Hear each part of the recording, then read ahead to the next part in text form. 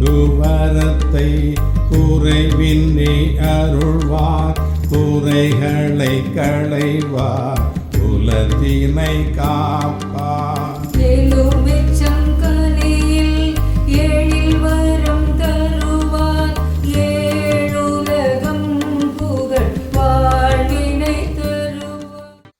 ஓம் சாய்ராம், ஜெய் சாய்ராம்.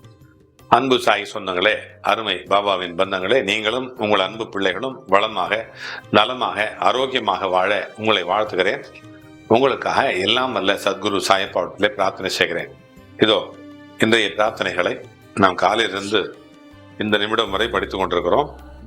இந்த பிரார்த்தனை குணசுந்தரி அப்படின்னு ஸ்ரீபெரும்புதூர்லேருந்து ஒரு சாய் சொந்தம் எழுதியிருக்கிறாரு. இந்த அம்மாவோட கணவர் நல்ல ஒரு பெரிய கட்டட தொழிலில் இருக்கிறாரு. அவருக்கு கடன் ஏதோ கொஞ்சம் கொஞ்சமாக வாங்கி வட்டிக்கு வாங்கி அந்த வட்டி கொடுத்து ஜாஸ்தி கடன் ஆயிடுச்சு. அதுக்காக நான் தற்கொலை பண்ணி போகிறேன் அப்படின்னு சொல்லிக்கிறார். சரி, இது மாதிரி நிறைய பிரார்த்தனைகள் நம்ம பார்க்குறோம். நான் படிக்கும்போது நீங்கள் பார்த்துருப்பீங்க, நிறைய நேரம் சொல்லும்போது நீங்கள் பார்த்துருப்பீங்க. ஆனால் இது நடக்கக்கூடாது. ஸோ இந்த மாதிரி ஒரு இக்கட்டான சூழ்நிலைக்கு நம்ம மாட்டக்கூடாது. அதுக்கு என்ன செய்யணும் அப்படின்னா, பாருங்க, இந்த பிரார்த்தனையை நாம் கண்டிப்பா இவங்களுடைய துன்பத்திலிருந்து விலகணும். ஏன் கடன் வருது அப்படின்னா, அதுக்கு காரணங்கள் நிறைய ஆராயணும். நம்முடைய சிந்தனை ஒண்ணு, நம்முடைய பேராசை ஒண்ணு. அதையும் தாண்டி நம்ம வீட்டுல குழந்தைங்களை அடிக்கிறோம்னு வச்சுங்களேன். குழந்தைங்க தப்பு செய்யறது சகஜம், நம்மோட செஞ்சிருப்போம். நம்ம எப்படி இருந்தோம் நம்ம அப்பா அம்மா கேட்டா சொல்லுவாங்க, குழந்தைங்களை அடிக்கிறது வியாதி வரும். குழந்தைங்களை வீட்டில் அடிச்சோமானா, நம்ம கணவன் மனைவி சண்டை போட்டுட்டு குழந்தைய நம்ம அடிச்சோமானா கண்டிப்பா வியாதி வரும், கடன் சுமை அதிகரிக்கும். இப்போ இதனால குழந்தைங்களை அடிக்காம, அது மட்டும் இல்லை, குழந்தைங்களை அடிக்கும் பொழுது அதுக்கு பயம் அதிகமாயிட்டு அதனுடைய மென்டலி ரொம்ப ரொம்ப சிரமப்படும், படிக்கிறது போயிடும், படிப்பு போயிடும்.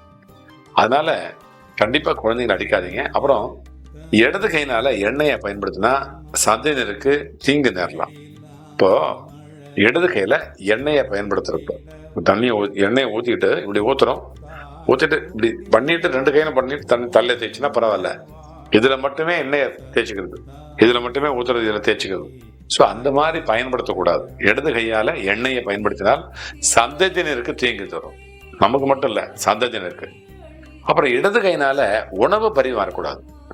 லெஃப்ட் ஹேண்ட்ல சம்டைம் நீங்க லெஃப்ட் ஹேண்டு உபயோகம் பண்றதுனா கூட நீங்க ரைட் ஹேண்ட் தான் யூஸ் பண்ணணும்.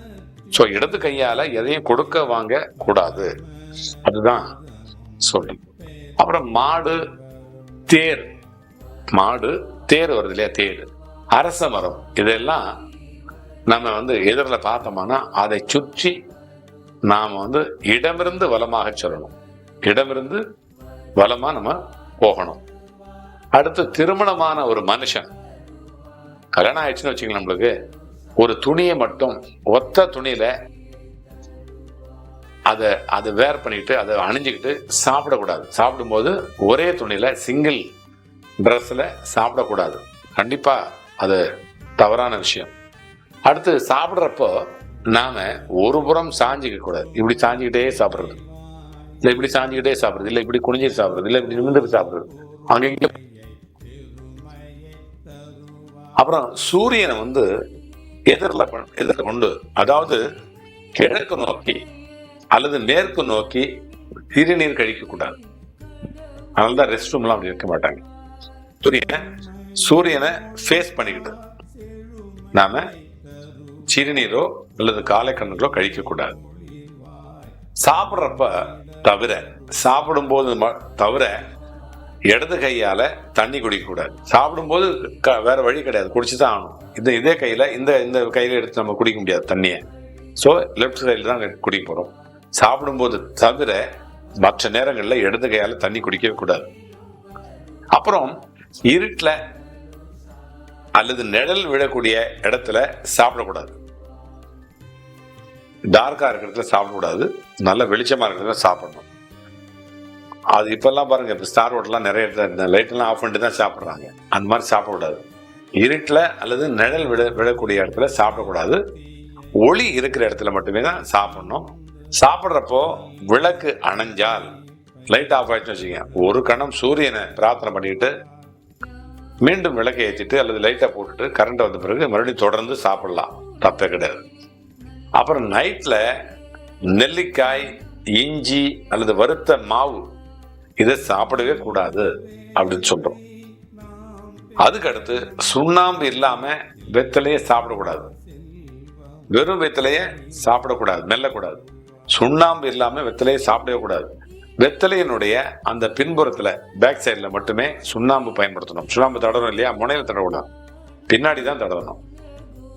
அடுத்து உங்களுடைய குரு, ஜோசியர், மருத்துவர், ஆடிட்டர், வக்கீல், ஆசிரியர், சகோதரி, மன்னன், ராஜா அல்லது மந்திரி அல்லது குழந்தை இவங்களெல்லாம் பார்க்க போகும்போது பரிசு ஏதாவது கொண்டு போய் கொடுக்கணும் அப்படிங்கிறது ஐதீகம். சரியா? இந்த மாதிரி செஞ்சோம்னா நம்முடைய எதிர்கால வாழ்க்கை சிறப்பாக அமையும். அதுக்காகத்தான் இதை நான் சொல்றேன். இன்னும் நிறைய அடுத்தடுத்த பதிவுகளில் சந்திக்கலாம், சிந்திக்கலாம், செயல்படலாம். உங்களுடைய பிரார்த்தனைகளை, உங்களுடைய கருத்துக்களை கமெண்ட்ல போடுங்க. இந்த நல்ல கருத்துக்களை ஃபார்வர்ட் பண்ணுங்க. நீங்க பண்ற அந்த ஃபார்வர்ட் தான் நம்ம நல்லா இன்னும் நேர்த்தியா பண்ண முடியுது. இன்னும் இது மாதிரி நல்ல தகவல்களை அடுத்த ஒரு பதிவில் நம்ம சிந்திப்போம், செயல்படுவோம், வெற்றி பெறுவோம். வாழ்க வளமுடன், வளர்க நலமுடன். உங்கள் சாய்ராம்ஜி, வண்டலூர் வழித்துணை பாபா கூட்டு பிரார்த்தனை கோபுரத்திலிருந்து. ஜெய் சாய்ராம்.